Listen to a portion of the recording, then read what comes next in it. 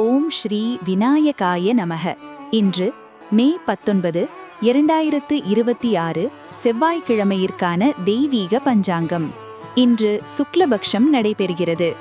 சூரிய உதயம் காலை 5:42. சூரிய அஸ்தமனம் மாலை 6:28. இன்று மிருகஷிரீடம் நட்சத்திரம் காலை 8:42 வரை. அதன் பின்னர் திருவாதிரை நட்சத்திரம் ஆரம்பமாகிறது. திரிதியை திதி மதியம் 2:29 வரை உள்ளது. அதன் பின்னர் சதுர்த்தி திதி தொடர்கிறது. திருதி யோகம் மாலை 5:49 வரை. பின்னர் சூல யோகம் அமைகிறது.